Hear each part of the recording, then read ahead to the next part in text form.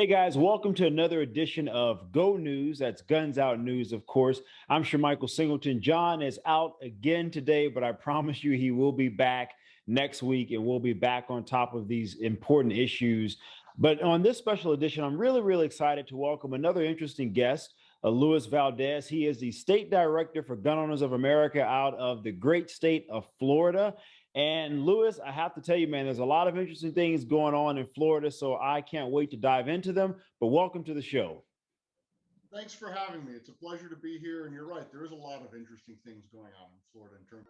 Hey guys, I'm happy to say we heard your messages, mostly Shermichael, because you're messaging him, that we needed to restock some gear in the Guns Out store. So we have the limited edition 9-line OG Guns Out t-shirts. They are finally here and they are selling out fast. So you have to go on Instagram, our website, anywhere on social media, Guns Out TV, and buy one for yourself or your spouse. Absolutely. We got crops. And we have tanks. And who doesn't like a nice tank? So go to the site, go to the social media, and get some shirts. No, John, you're supposed to say, let's go. Get and then some shirts. Are you going to take my part, or are you going to use your line and let me use my line and get some? So Luis, I mean, constitutional carry has been occurring all across the country now. A lot of states are taking things into their own hands out of fear of what's going on or what could come from the Biden administration and anti-gun Democrats.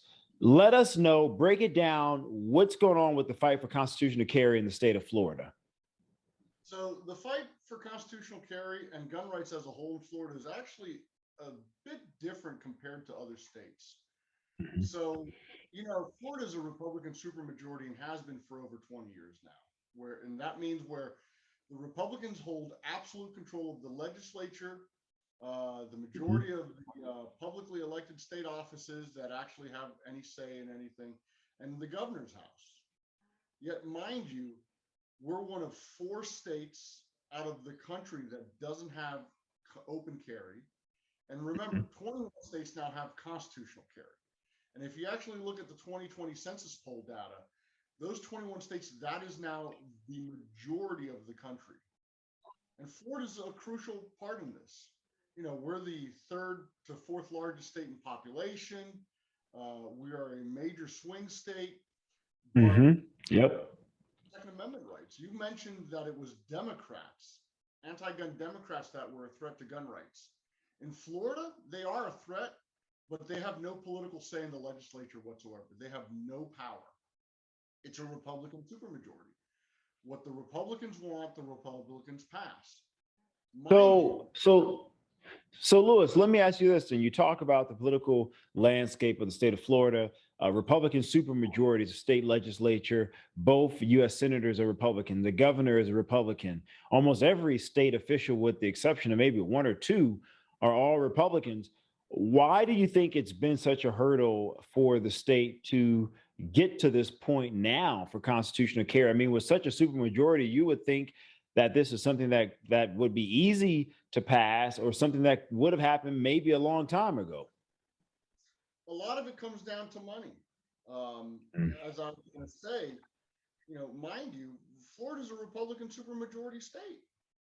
Yet, current Senate President Wilton Simpson, he's the guy that wrote the 2018 gun control law that instituted red flags, that instituted the under 21 purchase ban, that instituted mandatory waiting period across the state. That was done by a Republican lawmaker and passed by a Republican supermajority legislature. And when he wrote that bill, when he introduced it in 2018, the Senate president, then another Republican by the name of Bill Galvano, he took $500,000 from Michael Bloomberg and he distributed it back to other Republican lawmakers' PACs. This has been an ongoing issue. 2 of the mega Republican donors in Florida, Al Hoffman Jr. and Mike Fernandez, they have flat out stated that they will not donate to Republican lawmakers if they're pro-gun. They will only back. Oh, wow. So as always, I mean, money clearly talks, that's part of the course in politics. So Luis, let me transition a little bit and ask, what exactly are you guys, and by you guys, I mean Gun Owners of America, doing in Florida to assure the passage, or at least fight for the passage of constitutional carry there? The first thing we're doing is we're bringing it to public attention. We believe in grassroots activism, that money doesn't hold power in the legislature, that money doesn't hold power over our elected officials. The people ultimately hold power, and the founding fathers made. So our first goal here is education. If gun owners simply think that voting reliably Republican will secure their rights, they're dead wrong, and we're trying to bring attention to that. And I mean, I could just name names. Marco Rubio, he's anti-gun. He's been pushing red flag laws. Rick Scott, he's anti-gun. He signed an anti-gun law, an anti-gun bill into law back in 2018 when he was governor. You have Wilton Simpson. He's now running for the Department of Agriculture and Consumer Services position, which for folks that don't know outside of Florida, that department runs the concealed carry permit system in Florida. So you're going to have an anti-gun Republican possibly run the very agency that has a list of over 2 million Florida gun owners. And it all comes down to education. We are grassroots activism, and the most important thing is we're showing the difference between access-based lobbying and what we do. Access-based lobbying is where other groups, other organizations, they stroke the egos of lawmakers. For example, with Wilton Simpson, there's other organizations that are calling him a Second Amendment defender when he's the guy that wrote and pushed anti-gun bills in the legislature, but they're defending him. Mind you, we're calling him out because we believe in what the best way to describe it is thank and spank. If you do good, we thank you. You do bad, we'll spank you. We'll go after you. We don't care if you're a Republican or a Democrat. And that's one of our differences, and that's how we are educating Florida gun owners here. And so, Luis, have you guys seen any movement or progress at all in any of the efforts from the GOA team down in Florida as far as moving some Republicans to sort of reconsider some of their positions? Very much so. Okay, good. We've been putting pressure on the leadership. So Debbie Mayfield, she's the Senate Majority Leader as a Republican. She publicly stated that she will back constitutional carry after she was confronted about it in public by GOA supporters. The same thing happened with Joe Gruder. He's the Republican Party of Florida chairman. He's also a state senator. And it was a very similar situation. An ally of GOA confronted him at a public delegates meeting and asked him the question, will you support constitutional carry? And after he stalled and, vapor locked, he realized that he was put in the position and he publicly said, yes, I will back this. And the other thing is we are literally doing a grassroots activism campaign with the media. We held a press conference with the Representative Sabatini, who introduced constitutional carry this past session. And we did a press conference specifically calling out the anti-gun Republicans. And it is starting to hit the media waves. The different news organizations in Florida are starting to get it.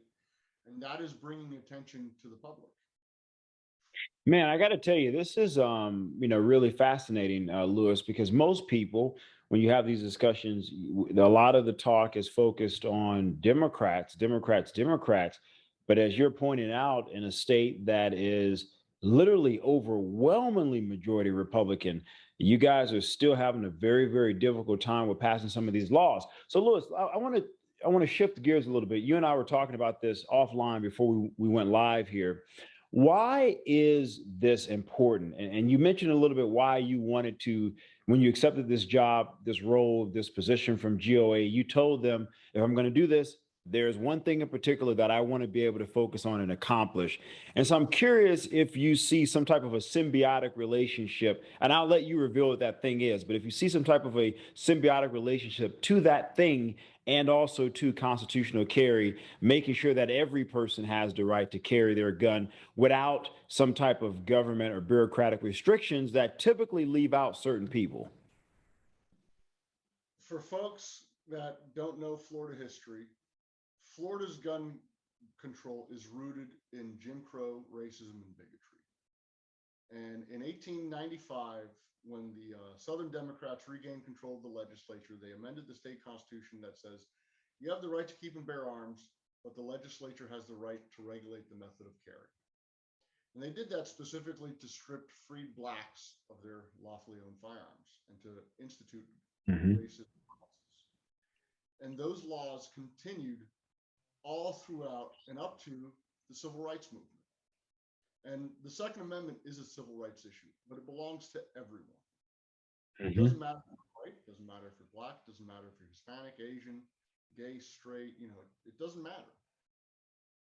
So you're watching this content because, John, clearly you believe in the Second Amendment, which is why we want you guys to support Gun Owners of America by going to gunowners.org. Please do. Gun Owners of America is in the trenches on every 2A argument, every 2A fight that's being had out there today, and God knows there's a lot of them. There are a lot of them, John. In fact, guys, GOA just recently won the suit to bring back bump stocks. Yeah, and that was significant in and of itself, but there's so much more work to be done. So please, go to gunowners.org and join. And you guys know for a fact that the Second Amendment is constantly under attack by individuals who want to restrict and limit that right for every American, regardless of your color, race, creed, or even sexual orientation, which is why you have to support organizations like GOA who are constantly in the courtrooms battling across this country to preserve that right, John, for all Americans. Absolutely. He said enough, man. Listen, gunowners.org. Go there. Let's go. And get some.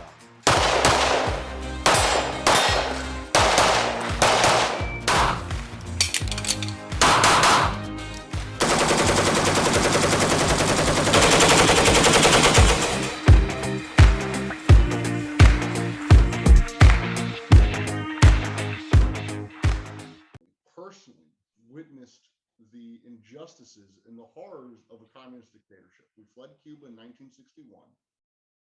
And the first thing the Castro regime did in communist Cuba was take away our arms.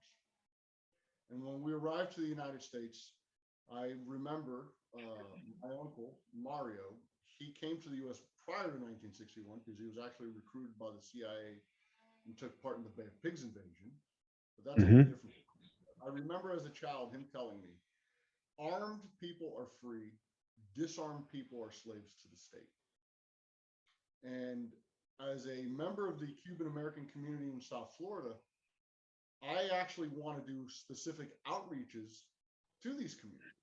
There's a lot of Hispanic communities in Florida and across the country that are gun owners, or they have cultural inclination to be gun owners. They're conservatives, family conservatives. A lot of them fled totalitarian dictatorships, whether it was Cuba or Venezuela right now. You have others that fled the injustices of what happened in Guatemala during the purges there, or Colombia when you had the civil war with the FARC, the communist rebel insurgency, or Bolivia. We could go on and on and on of all of the history of Latin Caribbean. But in the end, you have a segment of the American population who came here wanting to achieve the American dream. And part of the American dream is being able to defend yourself, being able to defend your property, being able to defend your wealth, being able to defend your family against injustices. Whether it's a criminal dirtbag wanting to break into your house at 3 a.m., or it's a totalitarian regime wanting to strip you of your rights and make you into a political slave. Right. And GOA's goal is we do outreach. We do outreach programs into the African American communities. We do outreaches into the Hispanic community and elsewhere. Because again, e pluribus unum. It's our nation's motto: out of many, one. Out of many people, we make one country. And even though we're of all different backgrounds and ethnicities and religions, and all of that, we're all American. And freedom belongs to everyone. And that's one of the things that I am personally doing. That's one of the things that GOA is doing. And on your guys' side, you guys do a fantastic job in minority outreach too, by the way. Oh, thanks, man. Before we wrap this, how long do you think this is going to take, these efforts that Gun Owners of America in Florida that you're leading the charge on will take to see constitutional carry come to fruition in the state? Is this something that's a couple months out, Or do you think this is something that could take at least another year or two? I wish I could snap my fingers and it could be done within a couple of months. My gut tells me that this is going to take a couple of years, and part of that is the landscape. Right now, the current House Speaker, Chris Sprawls, he is vehemently anti-gun. He voted in favor of SB 7026 in 2018, the gun control bill introduced by our now current Senate President, Wilton Simpson. So the leadership right now, it's literally a legislative dictatorship, because in the way Florida works, the legislative leadership, they control about 80% of the power. They get to appoint whoever's going to chair committees. They basically, through their power wrangling, maneuver bills will go where and how they'll be heard and if they'll die and who will support what, because a lot of the games they play is they'll put pressure on lawmakers. They'll go to lawmaker Bob and they'll say, Bob, if you back Joe's bill, I'm going to make sure your bill dies. So there's a lot of this wrangling and quid pro quo games going on. The excuse that was done this past session, where constitutional carry died under a Republican-controlled committee, was that it didn't have a Senate companion bill. Now, that's an excuse, first and foremost, because look, we all watch Schoolhouse Rock. We all remember how a bill becomes a law. It's introduced, it goes through the processes of committee hearings, goes over to the other chamber, and then the other chamber gets to either accept it or amend it or do whatever the hell they want with it. In Florida, there doesn't need to be a Senate companion bill, but that's the excuse that they always do, because then it shows, quote unquote, chamber support, which is bogus, because if you even read the Republican Party's national party platform, on page 12, it flat out says that as a party, they support constitutional carry.